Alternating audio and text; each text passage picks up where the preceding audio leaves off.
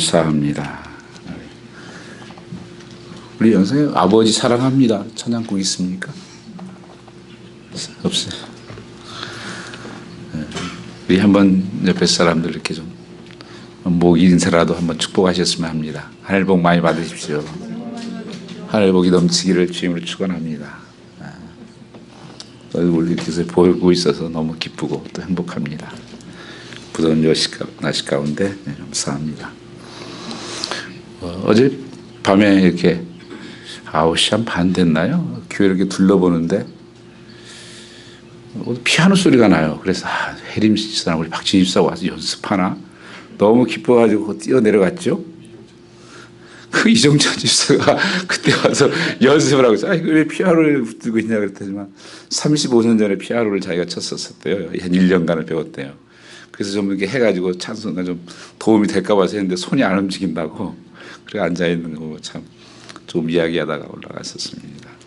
하여튼 여러분들 기도해 주시기 바랍니다. 여러분들이 하나님께서 저는 이렇게 주어진 것에 늘 순종하려고 이렇게 합니다. 한번 기도하겠습니다. 아버지 하나님 감사합니다. 사랑하는 성도들 하나님께서 눈동자처럼 지켜주시옵고 빠른 막대기 같은 우리를 살리시고 구원하심을 감사합니다.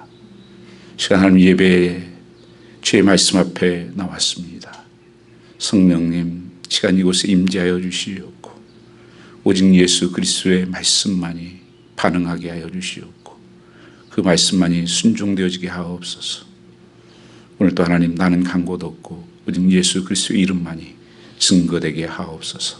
감사하며 예수님 받들어 기도올렸사옵나이다. 아멘.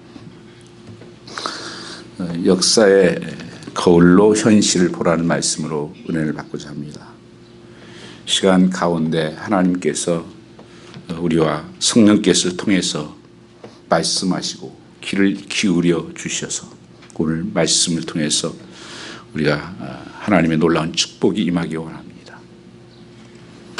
그래서 하나님 말씀, 한 설교자의 말씀을 듣지 마시고 오늘 또 하나님의 음성으로 살아서 역사하신 하나님께서 오늘 말씀하고 있다. 그 말씀에 반응하는 순종하는 삶이 되시기를 주님으로 축복합니다.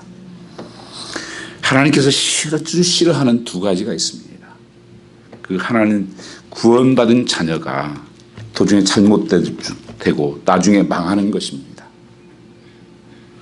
여기서 망한다는 말은 세상에서 잘못된다는 의미가 하나이고 나중에 또 구원받은 사람으로서 구원받지 못한 불행한 삶이 있을 수 있다고 하는 것입니다. 얼마나 불행한 삶이겠습니까? 정말 하나님 믿으면서 열심히 내가 헌신하고 나름대로 수고하고 했는데 하나님이 너는 구원의 자리를 못 들어온다. 내가 너를 모르겠다. 이런 사람들이 있을 것을 말씀하고 있습니다. 그리고 어떤 사람들은 불 가운데 그래서 반드시 그 구원을 얻는 사람이 있을 것을 말씀하고 있는 것입니다. 또 한 사람은 내가 하나님을 알지 못하고 복음을 듣지 못하고 영혼이 멸망당하는 그 영혼들을 하나님께서 내버리시는 것입니다. 이것이 하나님이 가장 아파하시는 거예요.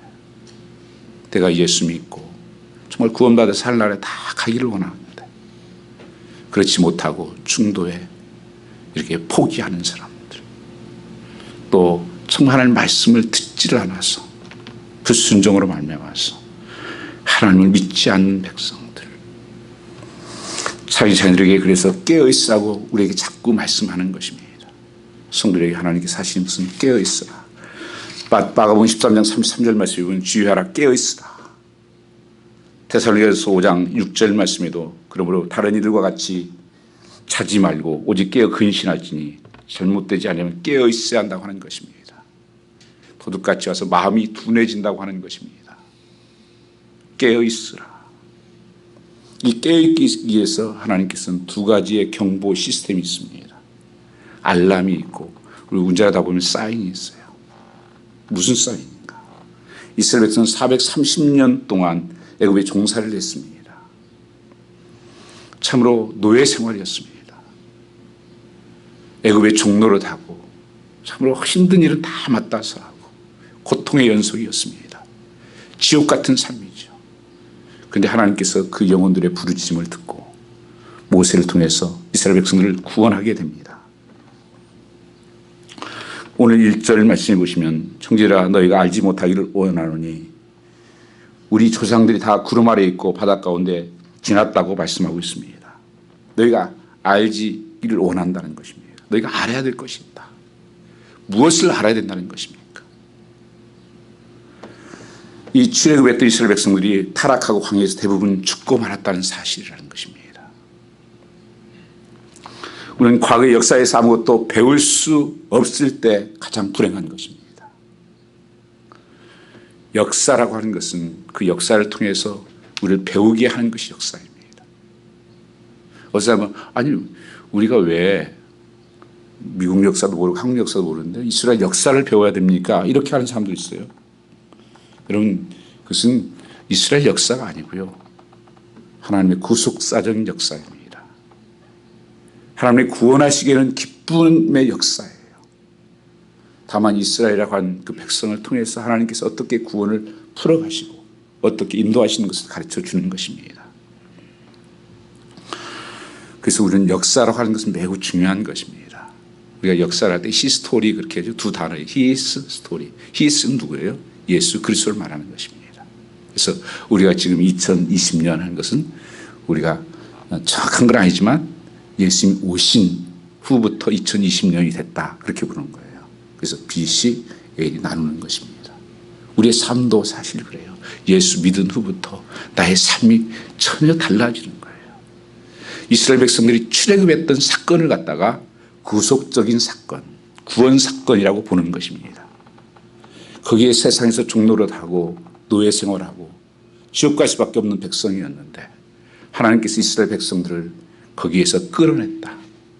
나중에 마지막 장자 재앙을 통해서 예수를 피를 바른 사람만, 어린 양의 피를 바른 사람만 하는 그 가정을 살리셔서 거기에서 끄집어낸 것입니다. 그래서 교회라고 쓸 때 에클레시아라는 것은 그래서 불러냈다는 뜻이에요. 이게 구원 사건이다. 그 끄집어내서 보니까 한참 달려왔더니만 홍해가 있는 거예요. 길이 막혀 있습니다. 앞에는 홍해고 옆에는 두 산이 있고 뒤에서는 600명의 이 군인들이 마차가 달려오는 것입니다. 어떻게 할 수가 없는 그곳에서 하나님께서는 홍해를 갈라서 이스라엘 백성들을 마른 땅같이 걷게 하셨습니다. 근데 이것을 성경에서는 무슨 사건이라고 그러는가? 이것을 세례 사건으로 오늘 본문에 말씀하고 있습니다. 그들이 하나님 구원받고 세례를 받는 사건이에요. 세례는 뭡니까? 그건 물에 수장되는 거예요. 밥티죠. 나는 죽고 이제는 예수와 함께 산다. 이제 나는 없고 예수만 있다. 그래서 예수 바라보고 사는 삶. 그게 부활 사건이기도 합니다. 그래서 죽었다 산다는 것은 부활이죠. 그래서 부활의 삶으로 부활의 능력으로 살아가는 삶을 말씀하고 있습니다. 우리가 기억해야 되는 것들이 있습니다. 우리가 구원받았죠. 그리고 우리가 세례받았죠. 그리고 광야에 40년이 벌어집니다. 그럼 이 시간은 무슨 사건일까요? 교회 사건입니다. 지금 우리가 걸어가고 있는 교회 생활을 40년 동안을 조명하고 있는 거예요. 그래서 이 역사 사건을 통해서 오늘 나의 현 주소를 보라는 거예요. 이것이 너에게 경계가 되고 거울이 되어가는 거예요. 내가 지금 어디에 있는 건가? 나는 어떤 믿음으로 살고 있는가를. 그래서 이 말씀은 너무 중요한 것입니다. 이 고린도교를 통해서 오늘 우리에게 말씀하고 있다고 하는 것입니다. 우리가 과거에 역사에서 아무것도 배울 수 없다면 비참한 것입니다. 어떤 부모님이 자기 아들이 역사 점수가 너무 낮게 나온 거예요. 히스토리 점수가. 그러니까 선생님 찾아가서 아니 아이가 공부 잘하는데 이 점수만 꼭 이렇게 낮게 나옵니까? 뭐가 선생님 문제가 있는 거 아닙니까? 그렇게 따지니까 선생님 가만히 생각하다가는 아버지에게 이렇게 묻더래요. 아버지는 혹시 어렸을 때 역사 공부 잘하셨어요? 당해가지고 머리 쿡 착착하더니 아버지가 그러더래요. 나도 점수가 별로 안 좋았습니다. 역사적이네요. 그러셨답니다, 선생님. 우리의 모든 사건이 역사적인 사건이라는 사실을 아십니까? 지금 우리는 신앙생활의 그 여정들 그들은 잘 몰랐어요. 이것이 무슨 출애굽 사건인지, 홍해 사건이었는지, 나중에 반석에서 불어날 때 예수 사건인지, 교회 생활인지. 오늘 내가 여기 있는 것이 또 역사적인 사건이에요. 코로나를 만난 이때 내가 살고 있었다고 하는 것도 역사적인 사건이에요. 그 가운데 나는 누구였냐? 나는 어떤 걸음을 걸어왔느냐? 하는 것을 우리는 하나님 기억하신다고 하는 것입니다. 하나님 앞에 가면 기록되지 아니하는 것이 없습니다. 우리의 모든 생각을 아시고 시편 139편 말씀 보시면 일어서는 것을 아시고 말하시는 걸 알고 멀리 있어 다 안다는 거예요. 하나님께서. 정말 우리 이 시대 그런 시대에 살고 있지 않습니까? 이런 테크놀로지들이 발전돼서요. 정말 내가 어디 다 알아요. 전능하신 하나님께서 모든 것을 아신다. 그래서 역사의 주인 되신 주님, 저는 그 주님을 바라보며 나도 한 페이지의 역사를 써가는 거예요. 그 사도행전을 성령 행전이라고 그래요. 성령님의 인도하심을 따라서 한 발자국 한 발자국 써간 것입니다. 제자들도 한 페이지 한 페이지를 성경을 기록해 나갔습니다. 어떻게 살았는지. 그래서 성경은 정말 모든 것을 적나라하게 드러냅니다. 다윗의 범죄도 드러나고 엘리야의 실패도 드러나고 아브라함 범죄도 드러나고 숨길 수 없이 오늘 우리의 모습이 드러날 때가 있다고 하는 사실을 기억하면서 이 역사의 길을 걸어가야 한다고 하는 것입니다. 모르겠지. 다 압니다. 11절 말씀 보면 한번 6절 한번 같이 보겠습니다. 6절입니다. 그런 일을 우리가 거울이 되어 우리로 하여금 저희 악을 즐겨하는 것 같이 즐겨하는 자가 되지 않게 하려 함이라. 뭐라고요? 거울이 되었다 이것이. 역사는 거울이다. 원어의 디퍼라고 하는 것은 본보기란 뜻이에요. 그래서 이 구약은 여러분 신약에서 해석되지 않으면 잘 깨닫지 못합니다. 예수 그리스도의 오심에 대해서도 구약의 예언을 통해서 오실 것이 현상으로 나타나는 거예요. 그래서 우리는 이것을 그냥 무시하면 안 돼요. 나하고는 무슨 상관이 있어? 있어야 할 거 아니에요. 오늘 나의 거울이고 오늘 11절 말씀에는 뭐라고 말씀입니까? 당한 거울이 될 뿐 아니라 말세를 당한 우리를 경계로 기록하였다는 거예요. 경계가 되었다. 경고가 되었다는 거예요. 하나님의 경고는 조심하게 들으셔야 돼요. 정 목사가 경고하는 것은 별 의미 없어요. 안 들어도 돼요. 하나님이 경고라고 하면 깨어 들으셔야 됩니다. 우리의 과거의 역사를 통해서 경고를 받아야 합니다. 오늘 삶을 위해서 내일의 삶을 위해서 우리는 역사를 통한 경고를 받아야 사는 것입니다. 이 말씀 정말의 시간이 더 가까웠다고 하시면서 말씀하고 있습니다. 그럼 우리가 더 드려야 되지 않겠습니까? 첫째는 그들이 구름 아래에 있었다는 것입니다. 1절 말씀 보시면 다 구름 아래에 있고 이게 무슨 뜻인가요? 이스라엘 백성들이 다 구름 아래에 있었다. 이스라엘 백성들이 행진할 때 이제 그 가나안을 향해서 교회 신앙생활을 시작하면서 하나님께서 구름 기둥으로 하나님께서 불 기둥으로 덮어서 그를 인도했다고 하는 것을 말씀하고 있는 것입니다.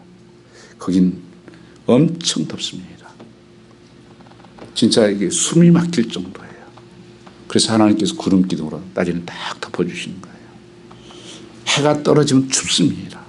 그러니까 불 기둥으로 그들을 인도했다는 거예요. 너희들은 특별한 자들이다. 하나님 구원받은 자들이다. 이것은 하나님 백성에만 준 특권이에요. 이 축복을 받았다고 하는 거예요. 오늘 우리도 그 축복을 받고 있는 것입니다.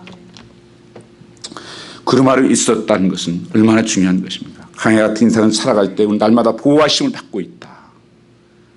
구름 같은 하나님께서 나를 보호하고 계시다. 얼마나 놀랐습니까? 시편 105편 39절 한번 보겠습니다. 시편 105편 39절 말씀해 보시면 여호와께서 구름을 펴사 덮개를 삼으시고 밤에 불로 밝히셨으며 구름이 어떤 역할을 했다고요? 덮개, 커버링 역할을 했다고 하는 것입니다. 태양을 가리우고 안전하게 그들을 보호했다고 말씀하고 있는 거예요. 이게 하나님 놀라운 축복이에요. 내가 걸어간 것 같지만 하나님께서 위에서 덮으시고 커버링 해주시고 나를 그 길로 안전하게 인도하고 계셨다고 하는 것입니다. 이 놀라운 축복을 그들이 받았습니다. 우리의 사막에서 못지않은 광야의 삶을 살아갑니다. 어쩌면 이 세상이 광야 같아요. 정말 이때가 의지할 게 없잖아요. 믿을 게 없잖아요. 광야가 그래요. 먹을 게 없어요. 물이 없어요. 농사를 지을 수가 없어요. 어디가 가야 되는지 길을 잘 몰라요. 그 길에서 하나님께서 그들을 인도하겠다. 내가 앞장서서 인도하겠다. 이 축복을 받은 사람들입니다. 그 하나님의 보호하심. 여러분 어제 비가 내렸잖아요. 저는 너무 기뻤어요. 저 비 맞고 다녔어요, 제가요. 저는 원래 비 맞는 건 좋아하는 편입니다. 왜냐하면 잔디들이면 다 말라가는 거 아세요? 일주일간 비 안 왔는데요. 잔디가 노랗게 다 죽어가요. 그리고 뿌리 안 내린 잔디들, 또 뿌리 안 내린 나무들이 죽어가고 식물도 물 주는 거 절대 안 자라요.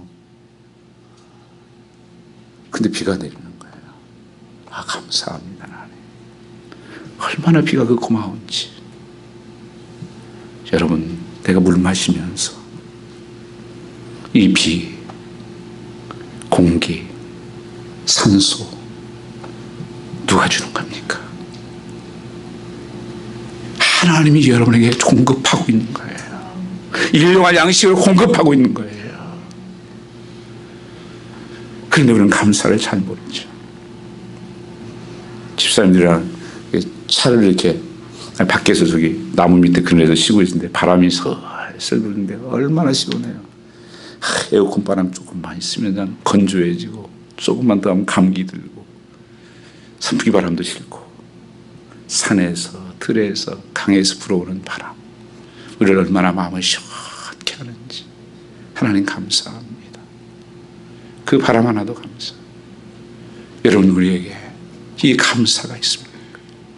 이 축복을 받으면서도 우리들 없는 것만을 찾아다니는 모습이 어쩜 이스라엘 백성들의 모습과 닮지 않았습니까? 두 번째 축복은 바다 가운데로 지나갔다고 말씀하고 있습니다. 바다 가운데 지나갔다. 이스라엘 백성 출애굽 사건에서 인간적으로 할 수 없는 일이죠. 어떻게 홍해를 건너갑니까? 길이 다 막혔는데 살아가면서 우리도 이런 때가 있죠. 어디로 가야지? 값도 막혔고 뒤에도 막혔고 성경의 인물들 보면 감옥 같은 데 갇혀서 소산할 데가 없는데 어떤 분은 경제적으로 그런 경험도 있었을 것입니다. 정말 어떻게 살지 어떤 때는 건강적으로도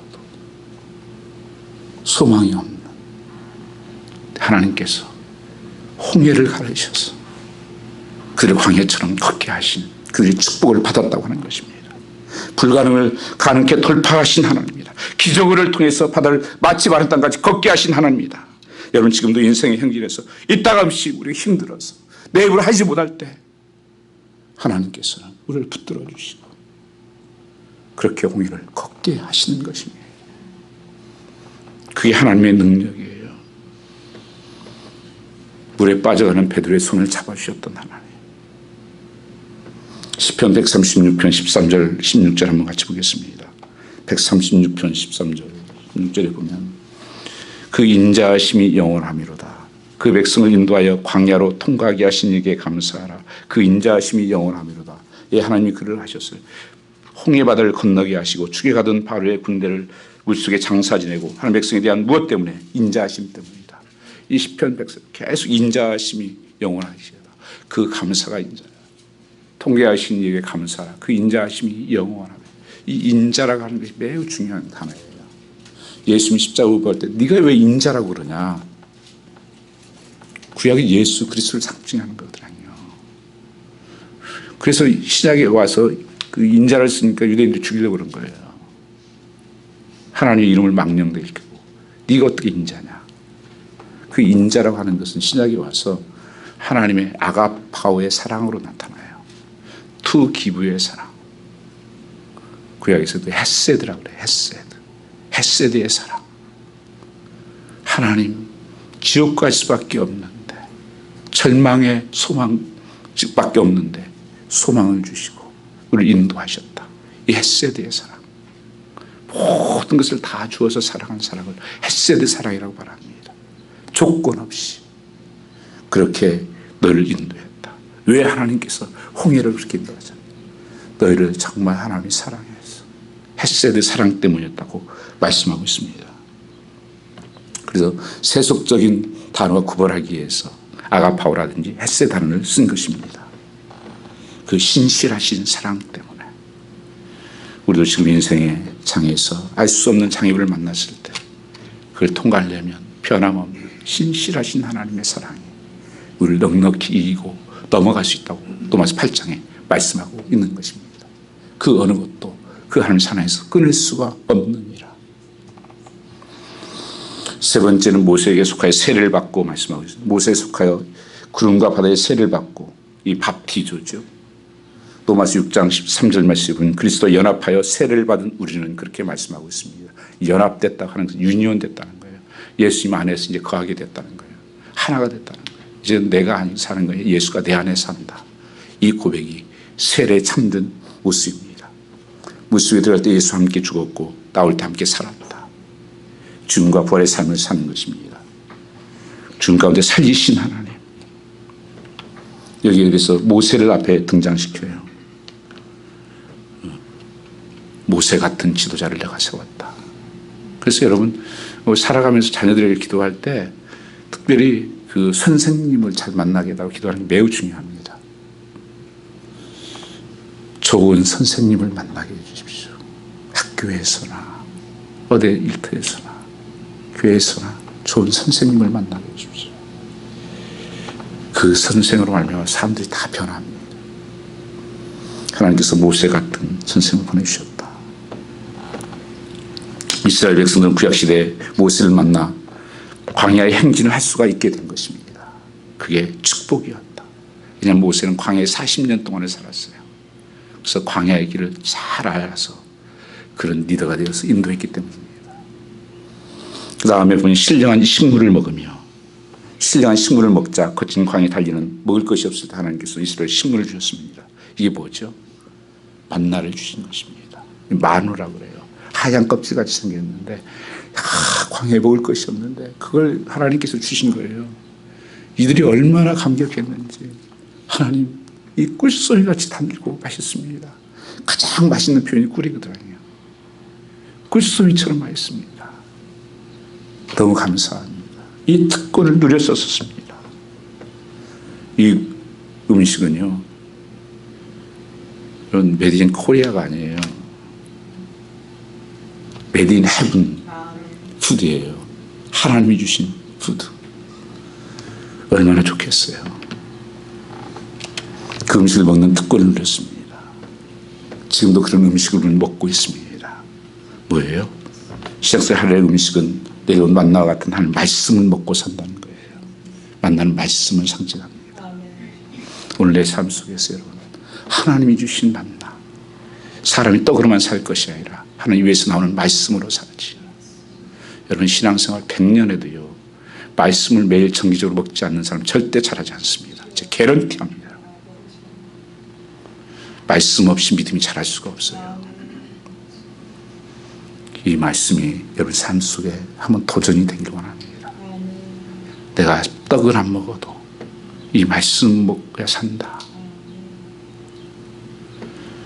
그게 가장 좋은 것이었기 때문입니다. 이 축복을 아무나 주는 게 아니에요. 아무나 하는 말씀 믿어집니까? 절대 나는 못 믿어요. 박사 10개 있다고 믿어지는 게 아닙니다. 밤낮 먹으면서 좋은 줄 모르죠. 이스라엘 백성이 그랬단 말이죠.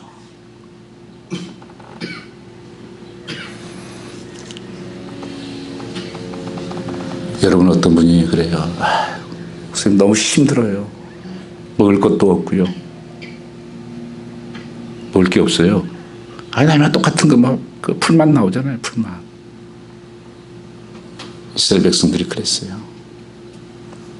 그렇게 하나님 주셨던 것을 좋아하고 꿀소리 하다지만 나중에는 튀긴 것 같이 맛도 없고 내가 이것을 먹고 싶지 않다고 버리겠다고 하나님께 시험까지 합니다. 그게 우리의 모습이에요.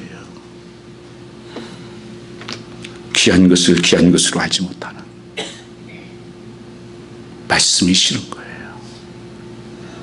말씀이 싫으니까 자꾸 다른 데로 감옥에 가둬버려요. 다른 것을 핑계합니다. 말씀이 길어서요. 내용이면 편집지 않았어요. 헤롯이 말씀 듣기 싫으니까 감옥에 가둬버렸잖아요. 헤롯 왕이요. 세례 요한 말 듣기 싫으니까 또 잔소리 안 해. 여러분 말씀을 먹어야 삽니다. 말씀을 들어야 살아요.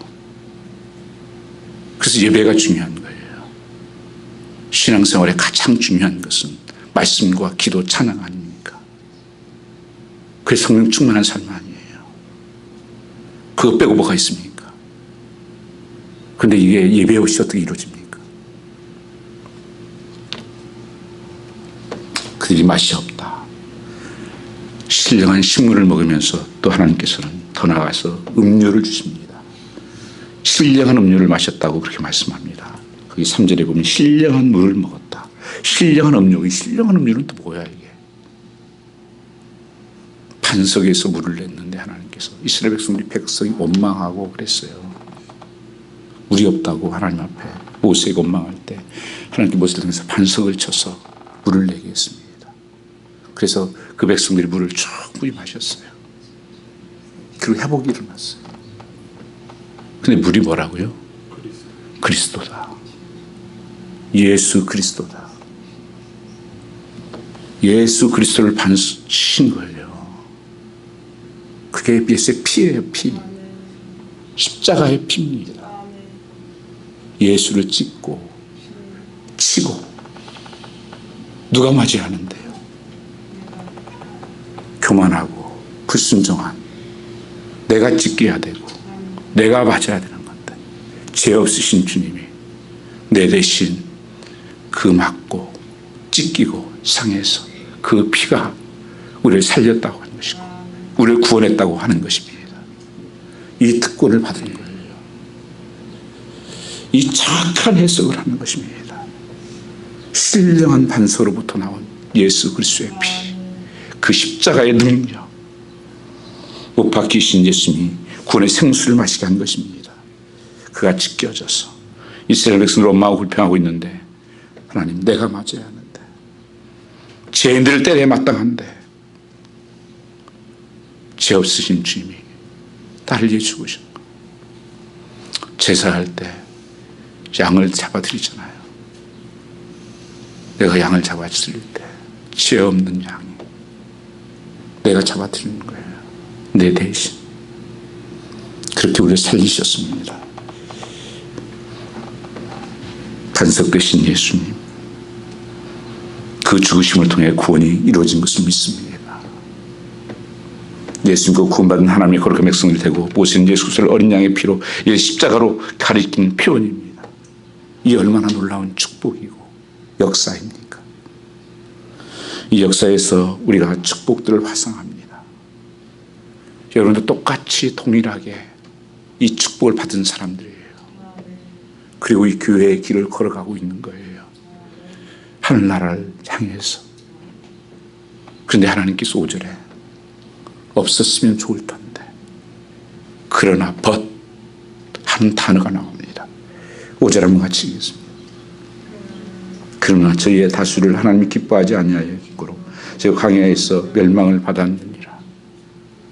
하나님께서 구원을 작정하고 그를 이스라엘에서 구출하고 홍해를 건너게 하고 반석에서 물을 내게 하시고 모든 것을 다 주어서 하나님께서 그걸 구원하기 위해서 광야의 길을 걷게 하신 건 뭐예요? 내 삶을 주님 닮은 삶으로 바꾸는 그 과정입니다. 예수님의 마음을 품을 수 있는 천국 백성 만드는 그 성숙하게 하는 그 과정을 통해서 그러나 그들은 하나님 기뻐하지 아니하신 거로 저희 광야에서 거의 다 죽었다는 것입니다. 이게 불행인 거예요. 그들이 하나님 말씀대로 순종해서 갔더라면 가나안 땅의 천국에 다 들어갔을 텐데 그들의 불순종과 원망과 그 축복을 너희가 받고도 그 기적을 보고도 그 은혜를 알고도 너희는 여러분 이러한 특권이 축복을 계속 경험할 수 없는 것입니다. 과거에 받았던 은혜가 그 능력이 지금의 내 삶을 보장하지 않는다는 사실입니다. 속지 마십시오. 내가 전에 이런 능력이 있었는데 나는 모태부터 믿었는데 나 이런 봉사도 하고 살았었는데 지금의 주소를 묻고 있습니다. 흘러간 물은 물레방아를 못 돌린다고 그러잖아요. 오늘 나의 삶에 주님을 오시면 어떻게 할까요? 오늘 때때로 오늘 그 역사의 범죄를 다루고 있습니다. 뭐 때문에 그랬습니까? 결국 5절에 보면 죄 때문이라는 것을 말씀하고 있습니다. 저희 다수를 하나님 기뻐하지 아니하신 것으로 광야에서 멸망받으니라. 대다수가 멸망한다. 하나님 때 들어가지 못했다는 것입니다. 하나님 약속이 분명함에도 불구하고 누리지 못했다는 그 축복 얼마나 비참한 거예요. 한 가지 저는 소원 그거예요. 우리 백성들 소망의 백성들 함께 다 하늘나라에 가는 것입니다. 거기서 중도에서 하차하지 말자는 거예요. 지금 여러분 다 보장됐다고요? 누가 그래요?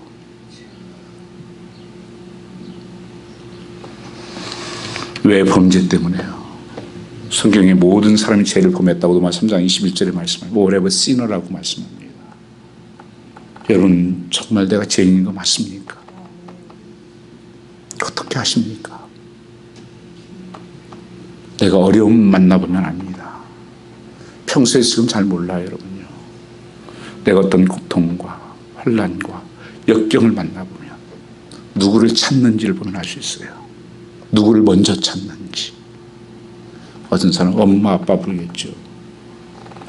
어떤 사람은 뭐 권력과 의사를 부르겠죠. 어떤 사람은 사람을 의지하겠죠. 그것은 나중이에요.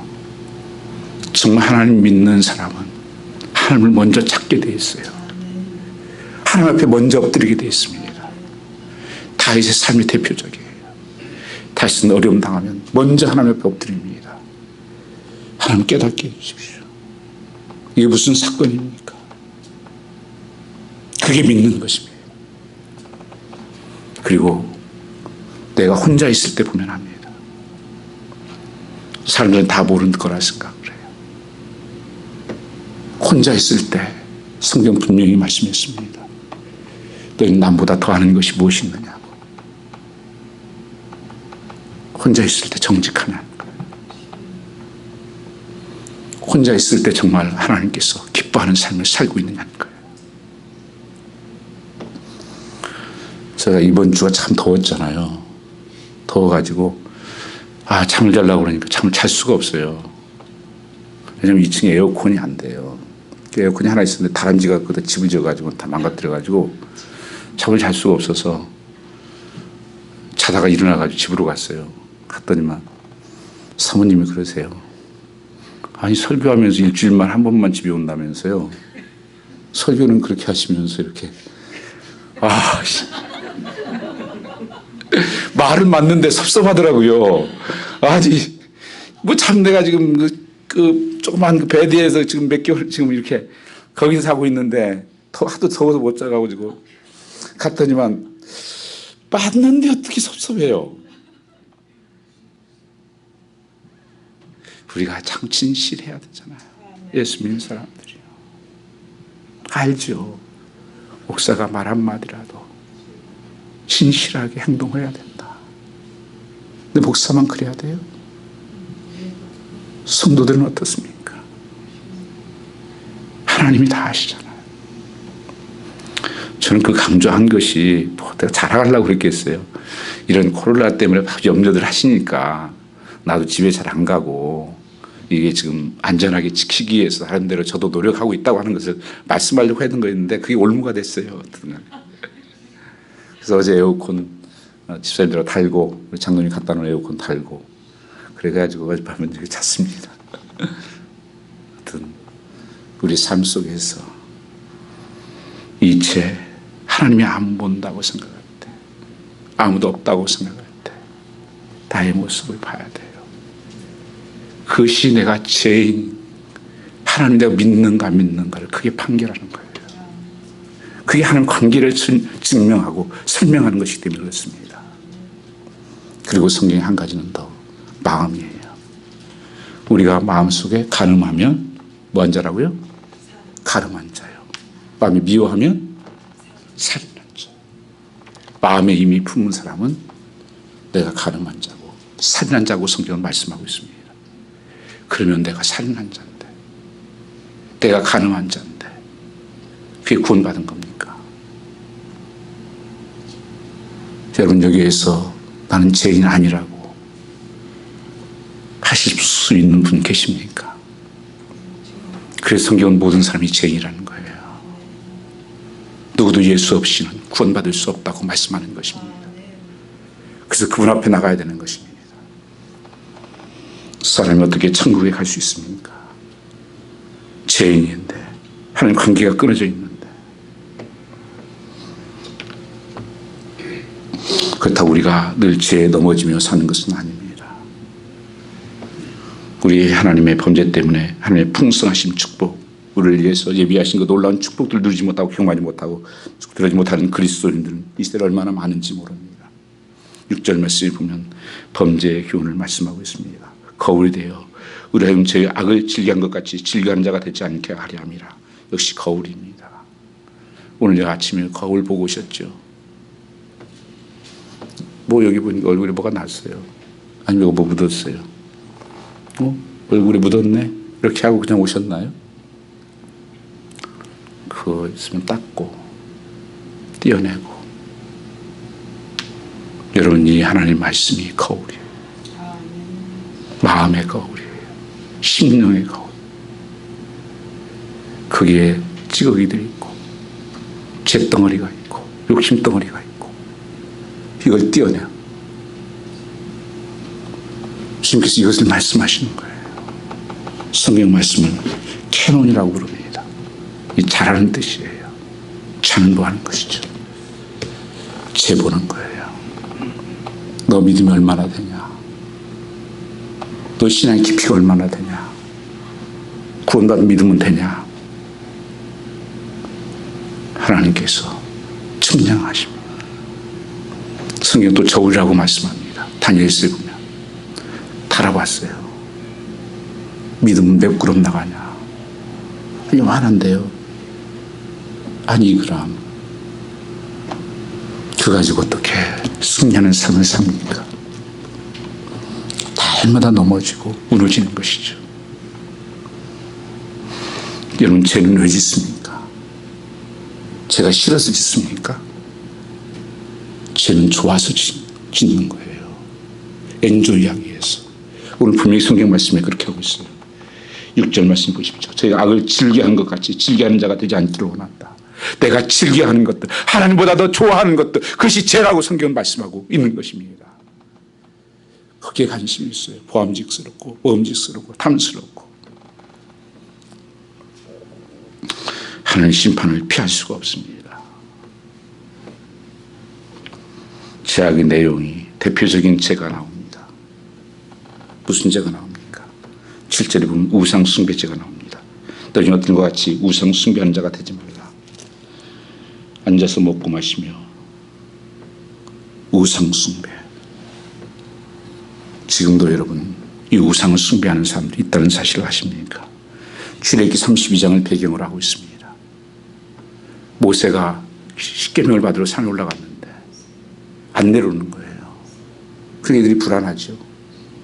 그러니까 금가락지를 해가지고는 금송아지를 만들어 놓고 이게 애굽에서 만들어낸 신이다. 우리 인도할 신이다. 보이는 실은 없고 하나님을 보이지 않는다. 우리가 이 보이는 실을 만들어야 된다. 그렇게 하고 소리를 치면서 예배를 드리고 자른 대로 그 집회창 구슬하고 있었습니다. 하나님께서 그들을 다 죽였어요. 우상 숭배하지 말아라. 여러분 신약에서 우상 숭배가 뭔지 아세요? 골로새 3장 5절 말씀해 보시면 탐심은 우상이라. 3장 5절 같이 한번 읽어보겠습니다. 골로새 3장 5절 말씀에 갖다 떴네요. 그러므로 땅에 있는 지체를 죽이라. 곧 음란과 부정과 사욕과 악한 정욕과 탐심이니 탐심은 우상 숭배니라. 성경은 분명히 선언하고 있어요.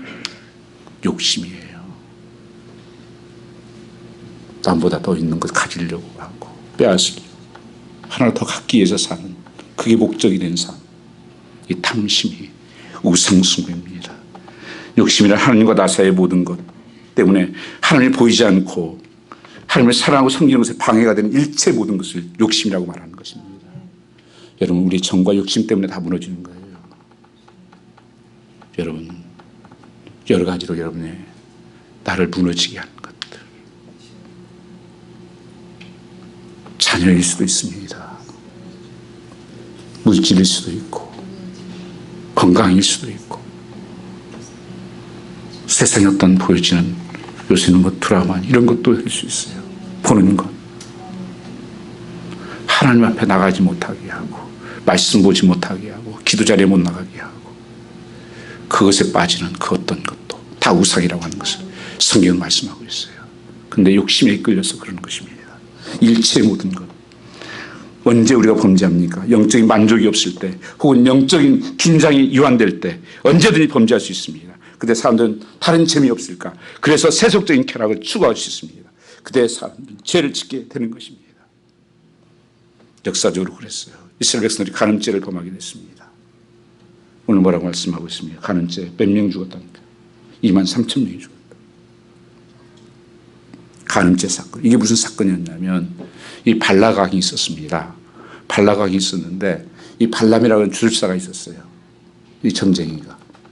그러니까 이스라엘을 저주하라고 데려다 놓고 저주를 하라고 그러면 이 전쟁이 계속 지니까 그러니까 저주하려고 그러면 하나님이 그걸 입을 막아가지고 저주를 하고 우리 축복을 하는 거예요. 그러니까 안 되는 거 그걸로. 그러니까 한 가지 발람이 깨를 냅니다. 거기에 이제 모압 사람들 이방 신상이 있는데 이방 신상이 옛날에 있던 거는 전부 음란한 곳이에요. 그래서 다 거기에서 음란한 일이 벌어집니다. 남자하고 여자 하면 비가 온다든지 뭐 이런 거 다 그걸 맞춰가지고 음란한 짓을 하는 곳인데 거기다가 이스라엘 군인들을 갖다가 병사들을 갖다가 거기다 집어넣은 거예요. 음란하게 만든 것입니다. 거기 좋죠. 그래가지고 음란한 일을 벌이고 그 다음에 그 우상숭배까지 결국에 음란은 우상숭배까지 갑니다. 그래서 하나님께서 하루 23,000명을 죽여요. 지금 여러분 이 음란의 문제가 심각합니다. 전 오래된 일이지만 그때도 여러분 대학교들 가보시면 기숙사가 있잖아요. 여러분 애들 학교 보내면 괜찮은 것 같습니까? 음란의 소굴이에요. 학생들도 주말 되면 애들이 저한테 했던 말이 있어요. 목사님 그냥 주말만 되면 방 비워달라고 해서 힘들어요. 그래요. 거기다가 돌아다니는 거예요. 친구 온다고 남자친구 온다고 여자친구 온다고 방 비워달라는 거예요. 거의 옆방 이렇게 있어요. 애들이 그 기숙사가요. 뭐 한국에 옛날 여자 기숙사가 그렇게 있는 게 아니에요. 이 음란은 가정 안에까지 방 안에까지 인터넷에. 여러분 절대 자녀를 믿지 마십시오. 훨씬 셉니다 지금. 무너져요 여러분이요. 음란업. 그래서 마지막 때 그 노아의 때가 같다는 것이 성경 말씀이 먹고 마시고 시집가고 장가하고 그때다. 그게 뭐 특별해요? 관심이 온통 그거밖에 없어요 지금요. 교회 다닌다고 다를 것 같습니까? 아니에요. 그러니까 무너지는 거예요. 세 번째 범죄는 뭐예요? 주를 시험함입니다. 9절에 보면 저희 중에 어떤 이들이 주를 시험하다가 뱀에게 멸망하였나니 우리는 저와 같이 시험하지 말라. 민수기 21장 배경을 보면 이 만나가 싫어졌어요. 박한 식물이라고 말했습니다. 시편 78편 17절 18절 말씀 보시면 시편 78편 17절 18절에 저희는 계속하여 하나님께 범죄하여 지은 자를 배반하였도다. 18절 같이 한번 읽어볼까요? 저희가 저희 탐욕대로 식물을 구하며 그 심중에 하나님을 시험하였으며 이 식물을 가지고 하나님을 시험했다는 거예요. 만나예요. 하나님이 주신 것이 맛이 없다. 하나님 싫어요 나. 하나님을 대적하는 것입니다. 하나님이 주신 것들 이제는 나는 좀 부추도 먹어야 되겠고 정력이 떨어졌고 그리고 이스라엘에서 먹던 애굽에서 먹던 것이 너무 좋은 게 많은데 뭐 무치 양파 다 이렇게 있는데 이건 날마다 이것만 주니까 하나님 날마다 매출하기만 주고 날마다 이거 만나만 주어서 어떻게 삽니까 이거. 그게 하나님의 시험한 사건이었습니다. 언제나 여러분 마귀는 끊임없이 우리의 육신의 욕망을 충동질합니다. 그래서 구원받은 복을 다 잃어버리게 만든 게 되는 것입니다. 육신의 소욕대로 살면 안 돼요. 갈라디아서 말씀에 성령을 쫓아 살면 육신의 소욕을 이루지 아니한다고 말씀하십니다. 성령님이 기뻐하시는 성령님 인도하시는 삶을 살아야지 육신을 쫓아 살면 망하게 돼 있어요. 예수님이 한 몸이 되었음을 명심하십시오. 네 번째 범죄는 어떤 범죄입니까? 10절에 다 같이 한번 보겠습니다. 저는 어떤 이들이 원망하다가 멸망시킨 자에게 멸망하였나니 저희는 저희와 같이 원망하지 말라. 이스라엘 광야의 역사는 원망의 역사입니다. 민수기 12장, 11장에 보면 하는 음식에 대해서 원망이 나와요. 12장에 보면 지도자를 원망합니다. 미리암과 아론과 모세를 원망합니다. 민수기 14장 말씀에 보면 애굽으로 돌아가자고 합니다. 그리고 하나님께서 가나안 땅에 들어가라 정탐꾼을 보냈더니만 진짜 가보니까 적과 꿀이는 땅이고 너무 좋은 땅이었어요. 근데 그들이 하는 소리가 뭐예요? 우리 못 가 거기에. 우리 가면 그거 다 죽는다. 거기는 거대한 장인들이고 우리는 메뚜기 같은 그리스도퍼야. 그래가지고 다 백성들이 뒤집어져요. 울며 통곡을 하면서 이제 돌아가자고. 하나님이 이렇게 여기 와서 죽이려고 합니까? 땅이 없어요. 여기 와서까지 끌고 와서 죽입니까? 말이 되는 소리예요. 여호수아 갈렙은 저 밥인데 왜 그러냐? 하나님을 원망하기 시작한 것입니다. 세상에 보여지는 것만 보고 하나님 안 보이니까. 여러분 삶 속에서 힘들 때가 많이 있죠. 참 기도해도 응답되는 것 같지도 않고 하나님 믿어도 신통치 않고 일은 안 풀리고 두려움은 생기고 그러니까 이런 사람 저 사람과 또 원망하는 거예요. 왜 하나님 이거밖에 안 줘? 내일 것도 좀 줘야지. 왜 날마다 오늘 먹을 것만 주는 거지 하나님께서는. 그 야속해 하나님은. 왜 하나님께서 저런 지도자를 세워가지고 저렇게 힘들게 해? 그리고 하나님께서는 왜 가나안 땅에 들어가지고 편안하게 가게 하지? 저 무슨 그 장대인 그 거대한 사람들한테 집어넣어가지고 우리 죽게 만들어. 계속 원망거리만 만들어요. 여러분 하나님이 가장 싫어하는 게 원망이에요. 그래서 민수기 하나님께 사도 답답하니까 그러세요. 그래 너희들 그걸 정말 원하냐? 너희들 원하는 대로 해줄게. 내가 너희 원하는 것을 들었다. 하나님 다 죽였어요. 원망이 무서운 죄입니다. 그것은 하나님에 대한 원망이기 때문에 그래요. 원망의 반대는 뭐예요? 감사하는 거예요.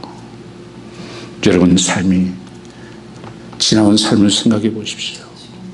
우리를 하나님 어떻게 구원하셨어요? 나를 죽으시고 나를 살리셔서 영원한 그 하나님 나라에 들어가게 해서 생명 주시고 소망이 없는 자에게 소망 주시고, 그리고 지금까지 여러분 굶기셨습니까? 옷을 못 입은 적 있습니까? 자, 미국 그러니까 자, 돈 주지. 저는 우리 문 권사님 보시니까 뭐 다 마찬가지지만 권사님 보이시니까 아니 뭐 안 주는 게 없대 나라에서. 자, 코로나가 뭐야? 코로나 그래 이렇게 북받대서 하나님 앞에 감사할 것을 찾아보십시오. 받은 복을 세어보아라. 앉아가지고 원망만 없고 이거 없어 저거 없어. 왜 내일 거는 없어? 하나님께서 어떻게 우리를 인도하시고 여기까지 붙들어 주시고 이 예배 자리에 하나님께 불러주셨는데 감사해. 찬송이 나와야 되지 않겠습니까? 하나님 감사합니다. 입술로 찬양하고 기도로 찬양하고 발로 찬양하고 하나님 감사합니다. 찬양을 올립니다. 그게 찬양이에요. 주님의 인자하시고 주님은 자비하시고 주님은 나에게 긍휼을 베푸시고 계속 찬양하시고 감사하면 그것 때문에 하나님의 영광이 임하는 것입니다. 하나님의 축복을 누리지 못했습니다. 그러니 가나안에 못 들어갔습니다. 너희는 범죄하지 말라. 결론적으로 현실이라고 하는 역사 속에서 우리가 받아야 할 교훈은 역사를 들으면서 뭐라고 말씀합니까? 원망하지 말아라. 너희는 절대 여러분 가정에서도 원망하는 자들 가만히 놔두면 안 돼요. 얼마나 하나님 주신 복을. 근데 각 역사를 바라보면서 우리가 현실에 본받아야 할 것들이 무엇인가 두 가지를 말씀하고 있습니다. 두 가지 교훈이 마지막 말씀하고 있습니다. 첫째 하나는 12절 말씀 같이 12절 13절 같이 읽겠습니다. 그런지 선질로 생각하는 자여 넘어질까 조심하라. 사람이 감당할 시험 밖에는 너에게 당한 것이 없나니 오직 하나님은 미쁘사 너희 감당치 못할 시험 당을 허락지 아니하시고 시험 당할 쯤에 또한 피할 길을 내사 너희로 능히 감당케 하시느니라. 아멘. 나는 괜찮아. 내가 언제부터 믿었는데, 내가 직분이 목사인데, 내가 장로 권사인데, 전도사인데 나는 안 넘어지지. 나는 예배 안 드려도 괜찮아. 이길 수 있어. 천만의 말씀이에요. 손질로 생각하는 자들은 넘어질까 조심하라. 많은 이 시대 목사님들이 무너지는 것을 보면서 정말 눈물이 나요. 왜냐하면요, 저도 그런 환경, 그런 형편에 빠지면 자신이 없어서 그런 거예요. 나도 넘어질 수 있고 깨질 수 있고, 그래서 나름대로 붙드는 게 있는 거예요. 예배의 자리를 끝까지 나 혼자라도 지켜야 되겠다고 하는 것이 다른 거 아니에요. 나 지키려고 그러는 거예요. 그 무너지면 나도 범죄하지. 바리새인들을 하나님께서 원망하십니다. 저희들이 말하는 것은 듣고 행동하는 것은 본받지 말아라. 나는 저들하고 달라요. 저 세리들하고 어떻게 나하고 똑같이 취급해요. 나는 선택받은 백성이고 저는 개들 아닙니까? 하나님께서 그들이 예배를 안 받아요. 주님이 이렇게 말씀하십니다. 해칠한 무덤 같다고. 겉은 번지름해가지고 흉내는 내는데 모양은 있는데 아무 능력도 없고 썩어서 냄새만 나고 있는, 그것도 모르고 잘났다고 거룩한 목소리 내고 거룩한 폼 잡고. 여러분, 그것이 나의 모습일 수 있어요. 숨는 자를 조심하라. 많은 은사를 받았다고 하는 사람들이 넘어지는 것을 저는 보았어요. 왜 그런 줄 아십니까? 저는 성경의 균형을 늘 얘기해요. 이 십자가는 거룩과 사랑이에요. 거룩과 사랑. 저도 여러분 싫은 거 좀 탁탁 잘랐으면 좋을 때가 많이 있어요. 그런 생각 들 때. 저거 아닌데. 그런데 사랑이 손상되잖아요. 어떤 때는 그냥 다 덮어주고 이해하고 그냥 가고 싶을 때가 있어요. 그러면 거룩이 죽는데 하나님이 거룩과 사랑이 어디서 만납니까? 그래서 하나님께 기도할 수밖에 없는 거예요.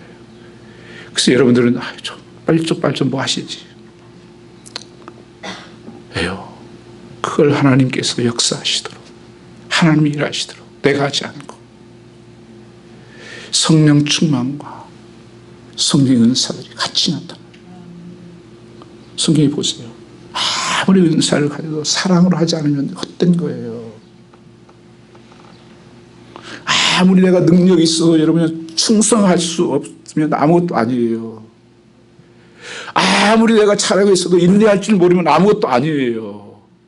오래 못 써먹어요, 여러분요. 그냥 잠깐 쓰고 버려요. 그래서 말씀으로 충만한 성령의 열매가 9가지 열매가 사랑과 희락과 평과 오래 참음과 자비와 양성과 충성과 온유와 절제 이런 믿음이 뿌리를 내려야 돼요. 그리고 은사들이 있어서 그것이 사용될 때 내 삶에도 영광이 되고 하나님께 영광이 되는 거예요.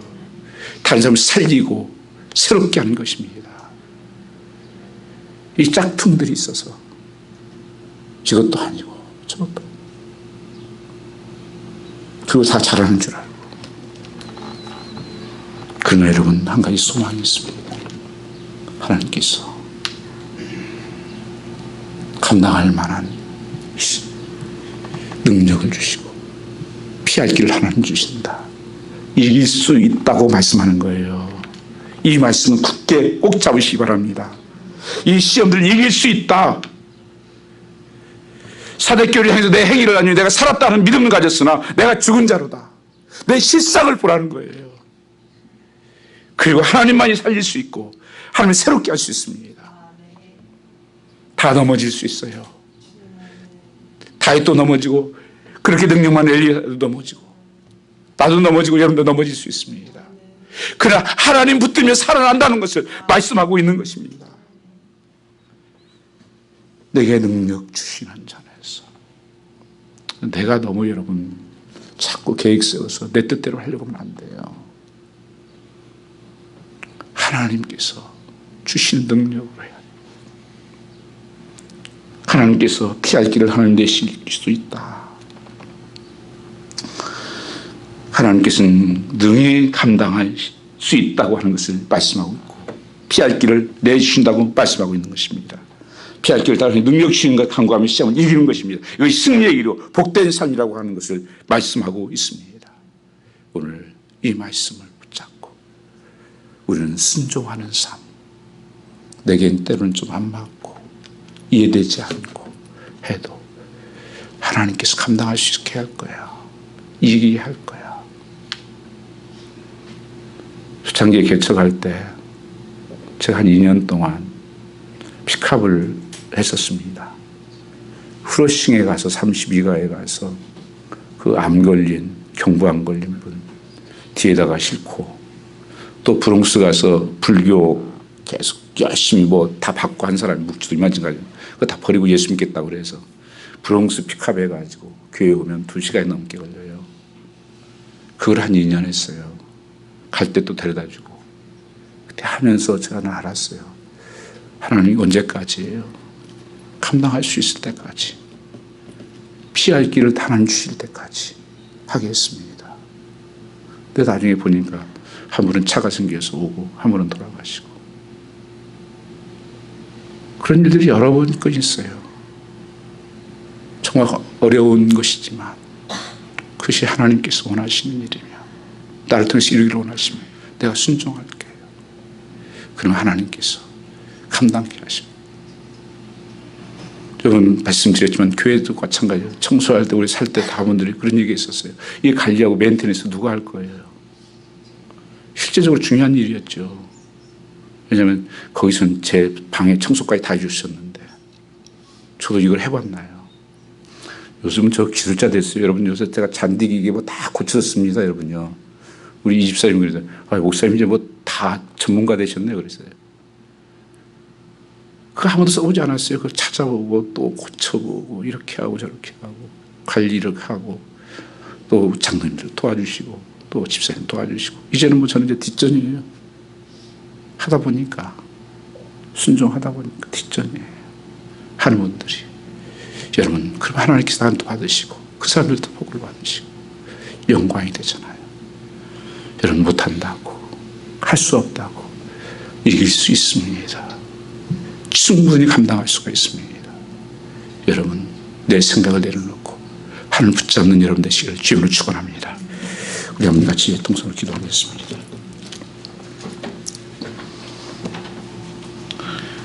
어제의 교훈, 어제의 축복, 어제의 승리, 어제 받은 은혜가 오늘 승리할 수가 없습니다. 오늘 은혜가 필요하고 오늘의 말씀이 필요합니다. 하는 날마다 주님 바라보고 주님 의지하고 승리할 수 있도록 우리 통성을 한번 같이 기도하겠습니다. 오 아버지 하나님, 오늘도 하나님의 성령의 기름 부으심이 임하게 하여 주시며 하나님 역사적인 이스라엘 백성들을 보여주시면서 너희가 그 은혜와 능력을 받은 자 아니냐. 아버지 하나님 오늘 이 교회의 신앙생활 내 모습은 어떤지 내가 어디서 떨어졌는지 내 자신을 볼 수 있게 하여 주시옵고 아버지 우리를 도우시사 주님을 찬양합니다. 주님 바라보고 주님 의지하고 오늘도 승리의 발걸음을 걸어갈 수 있도록 도와주시옵소서. 험악한 인생 광야길 같은 인생 주님의 도움 없이는 오늘도 살아갈 수가 없습니다. 주님 바라보고 걸어가도록 도와주시옵소서. 하나님 살려주시옵소서. 한때는 과거에 받은 은혜 과거에 들었던 추억을 가지고 오늘 살려고 할보능 칠 때가 너무 많았습니다. 그러나 하나님 어이없이 실패할 때마다 오늘 만나를 먹지 못하고 오늘 주님을 바라보지 못하고 오늘 예비하지 못하고 아버지 하나님이여 오늘 또 살아계신 그 하나님의 능력이 우리에게 부어지게 하여 주시옵고 여러 가지 마음에 묶여있는 심령들을 풀어주시옵고 모든 질병이 따라가게 하시고 하늘문이 열리게 하시고 주의 영광이 임하게 하여 주시고 성령의 기름 부으심이 성의 충만함이 임하게 하여 주셔서 이기는 삶을 살게 하여 주시옵소서.